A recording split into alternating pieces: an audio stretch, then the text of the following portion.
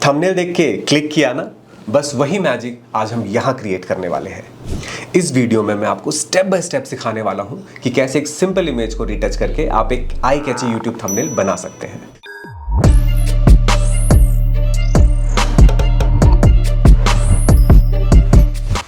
तो सबसे पहले आप फोटोशॉप अपना ओपन कर लें और उसमें आप एक यूट्यूब थंबनेल लिख लें, एक साइज़ ले लें, फाइल अपना न्यू डॉक्यूमेंट ले लें एंड देन आप अपनी इमेज को उसके अंदर कॉल करा लें, ओपन कर लें। तो यहाँ पर आ जाते हैं। जैसा कि आप देख रहे हैं मेरी स्क्रीन पर, मैंने एक साइज़ लिया हुआ है और एक पिक्चर को मैंने लिया हुआ है यहाँ पर आप अपनी पिक्चर या जिस भी टॉपिक के लिए आप बना रहे हैं उससे रिलेटेड इमेज आप यहाँ पे कैरेक्टर की ले सकते हैं, सब्जेक्ट की। लेकिन अगर उस इमेज में आपको लगता है कि वो ज़रा भी क्वालिटी में कॉम्प्रोमाइज़ नहीं करना है, आपको लो क्वालिटी है या लो रेजोल्यूशन है, तो उसको डेफिनेटली आप अपस्केल कर लें। और अपस्केल करने के लिए जैसे कि मैंने यहाँ पर यूज़ किया हुआ है गीगापिक्सल, ये एक एप्लीकेशन है, इसे आप इंस्टॉल कर सकते हैं। वैसे इसका लिंक डिस्क्रिप्शन में आपको मिल जाएगा। तो इसमें आप देखेंगे यहाँ पर इसका इंटरफेस भी मैं आपको समझा देता हूँ।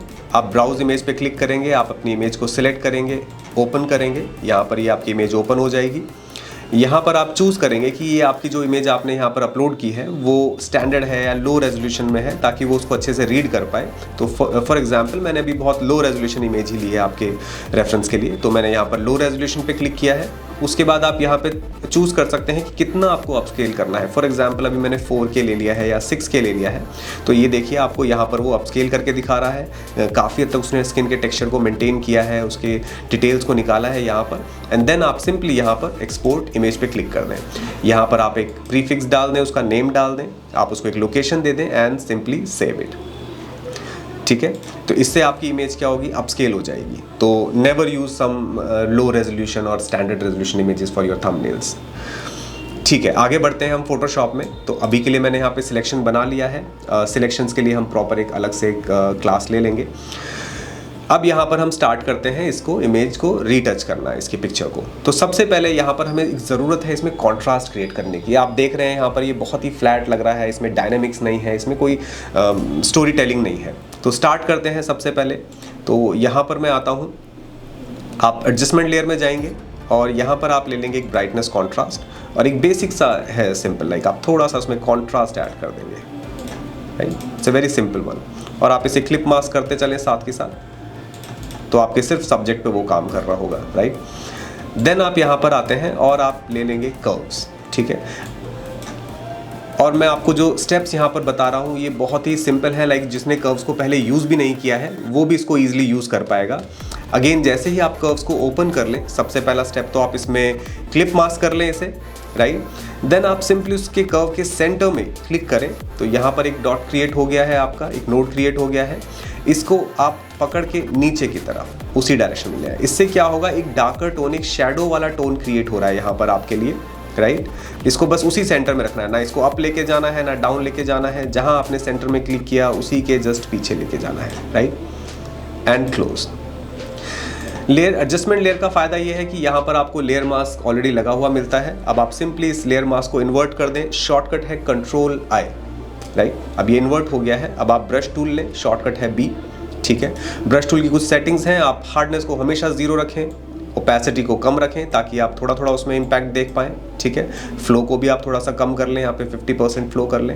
एंड देन सिंपली आप वाइट कलर लेकर के जो शैडो एरियाज हैं उनको थोड़ा सा कॉन्ट्रास्ट दे दें। यहाँ पर आप देख रहे हैं, ठीक है।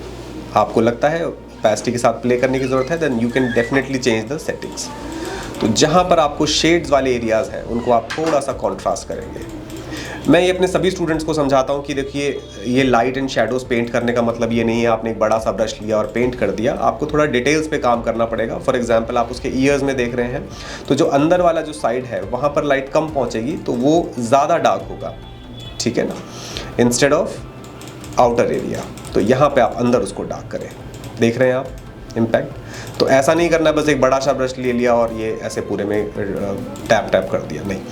तो डेफिनेटली उसके बाहर वाले एयर पे ज़्यादा लाइट आएगी, ठीक है। यहाँ पर सेम वे में ब्रश के साइज़ को आप कर्ली ब्रैकेट्स या स्क्वायर ब्रैकेट की मदद से आप कंट्रोल कर सकते हैं, ठीक है। अब जैसे आइज़ वाला एरिया आ गया है, यहाँ पर आप डेफिनेटली जहाँ पर आपको शेडोज़ मिल रहे हैं, जैसे ग्लासेस हैं तो ग्लासेस के साइड में देखिए यहाँ पर मैंने पेंट कर दिया शेडो को, ठीक है। दूसरी आई के इधर भी आप देखेंगे ठीक है, आई के अंदर नहीं पेंट कर रहा हूँ, ध्यान रखें। जो शेडो वाले एरियाज़ हैं मैं उनके लिए कर रहा हूँ। यहाँ पर आप उसके स्किन पे जितने भी आप डिटेल्स देख रहे हैं, रिंकल्स एंड ऑल दैट, या स्ट्रेच, उसकी स्किन स्ट्रेच हो रही है, वहाँ पर आप डेफिनेटली इसको पेंट करें। ठीक है,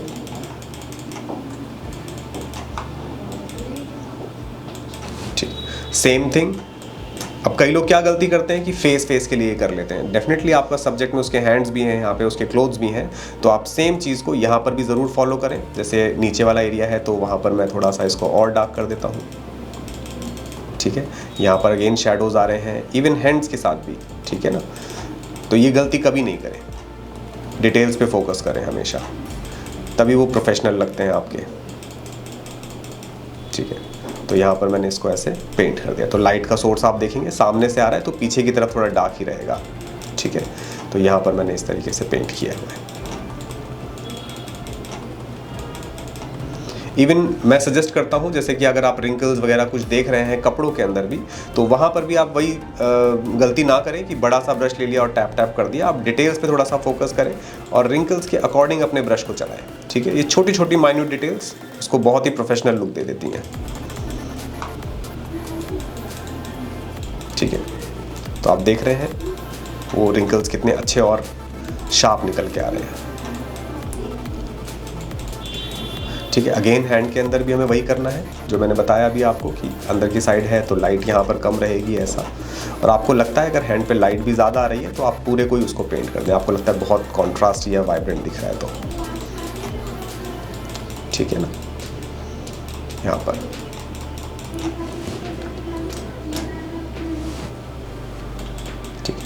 तो इस तरीके से आपने क्या करा है, एक डार्कर टोन उसके अंदर ऐड कर दिया। तो देखिए मैं एक लेयर को ऑफ करके दिखाता हूँ, आप देखेंगे वही फ्लैट इमेज काफ़ी 3D अब आपको लगने लगी है यहाँ पर। ठीक है, सेम वे में फिर से मैं एक और कर्व्स की लेयर क्रिएट करता हूँ यहाँ पर। अगेन वही स्टेप आपको फॉलो करने हैं। फिर से आप इसको क्लिप मास्क कर दीजिए, सिंपली बीच में आप एक नोड क्रिएट कीजिए और इस बार आप उसे अप की तरफ, ऊपर की तरफ ले जाइए। ये हम कर रहे हैं हाइलाइट्स क्रिएट करने के लिए।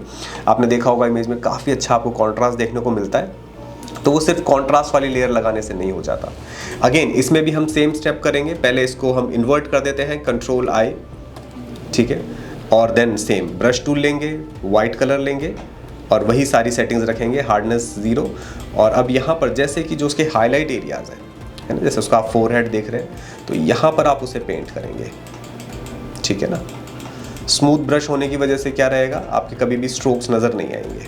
नोज़ पे आ गए, यहाँ पर अगेन जैसे उसके आई वाले एरियाज़ पे आ गए, यहाँ पर आ गए, जो भी डिटेल्स एरिया आपको दिख रहे हैं। ठीक है ना, वहाँ पर आ गए, है ना। चीक्स पे मैं यहाँ पर पेंट कर देता हूँ थोड़ा सा, नोज़ पे आ जाते हैं यहाँ पर हाईलाइटेड एरियाज़ पे, राइट। लिप्स के यहाँ पर आ जाते हैं उसके, इवन हैंड्स पे भी अगर आपको लगता है या सामने की तरफ एजेस पे मुझे थोड़ा सा उसको ब्राइटन अप करने की ज़रूरत है तो सिंपली डू दैट।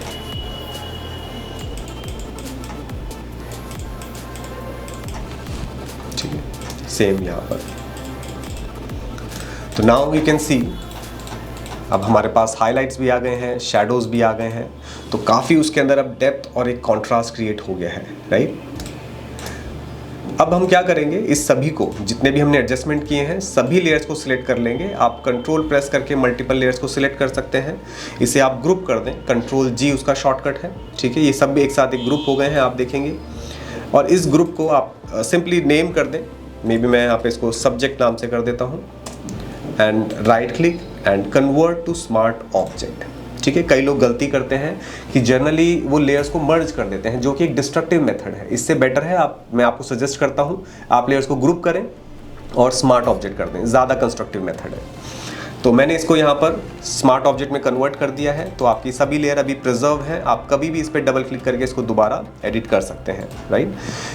अब इसके बाद इस सब्जेक्ट वाली लेयर पे मैं फिल्टर्स में आता हूँ और यहाँ पर मेरे पास एक फ़िल्टर है कैमरा रॉ फिल्टर, राइट। यहाँ पर हम आते हैं और यहाँ पर आप देखेंगे आपके पास कई सारे ऑप्शंस हैं। तो मैं आपको क्विक टिप्स देता हूँ, फटाफट आपको कौन से ऑप्शंस चेक करने हैं। अगर आपको लगता है थोड़ा सा सीन के अंदर ब्राइटनेस की कमी है तो आप यहाँ से सिंपली एक्सपोजर के साथ जा सकते हैं। रेस्ट आप सीधा नीचे आए यहाँ पर और टेक्सचर्स और क्लैरिटी। टेक्सचर्स मेंटेन करता है, लाइक आपके जो स्किन के टेक्सचर्स थे या फैब्रिक कपड़ों के जो टेक्सचर्स थे उसको इन्हेंस कर देता है टेक्सचर। क्लैरिटी आपको और थोड़ा उसमें कॉन्ट्रास्ट या क्लियर कर देता है पिक्चर को, तो इसको आप इसमें डेफिनेटली यूज़ कर सकते हैं।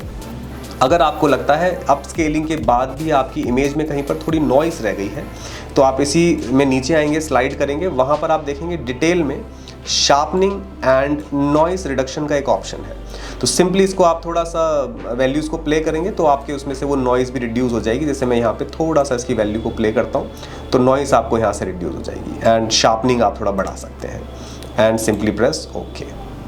Now you can simply see कि कितना क्रिस्टल क्लियर एंड शार्प आपको यहाँ पर आपकी इमेज मिल रही है, राइट। आप खुद चेंज देख सकते हैं इसमें, ठीक है, डन।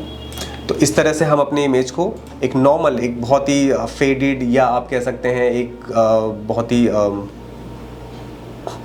बेसिक से इमेज से आप उसको अपस्केल करके और उसको रीटच करके फोटोशॉप में बहुत इंटरेस्टिंग, डायनामिक और बहुत ही अपीलिंग बना सकते हैं, ठीक है।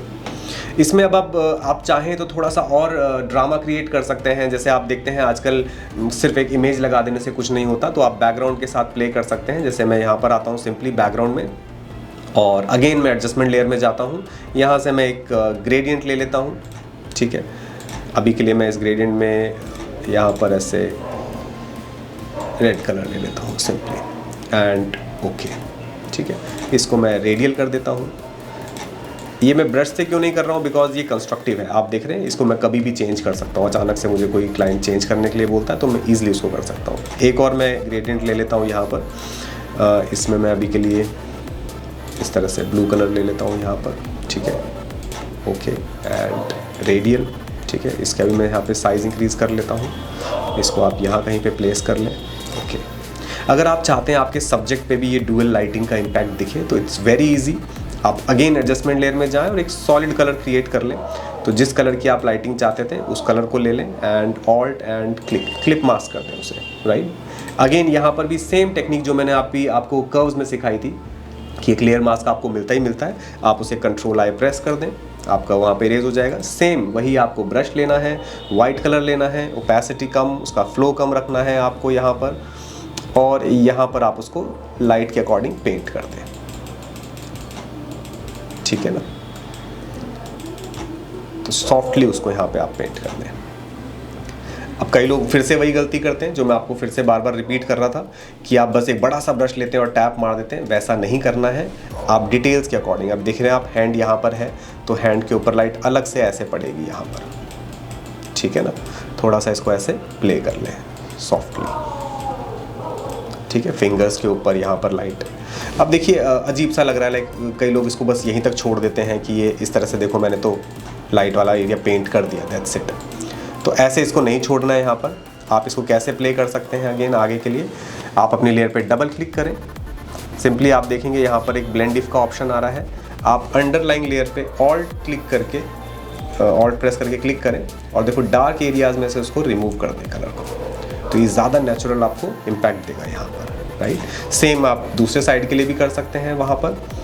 और अगर आपको लगता है इंटेंसिटी ज़्यादा है तो ये एक छोटी सी टिप है आपके लिए कि ऐसी सिचुएशन में आप ओपेसिटी को नहीं, फिल को यूज़ करें। आप उसमें अपना मैजिक देखेंगे कि आप फिल ओपेसिटी से कम ना करें, थोड़ा फिल से कम करें उसकी, ठीक है। तो इस तरह से आप इजीली तैयार कर सकते हैं एक आई कैची थंबनेल। अगर थंबनेल रीटचिंग में मज़ा आया हो तो कमेंट में ज़रूर बताएं कि नेक्स्ट क्या सीखना है। ऐसे ही अमेजिंग टिप्स एंड ट्रिक्स के लिए चैनल को लाइक, शेयर और सब्सक्राइब करें।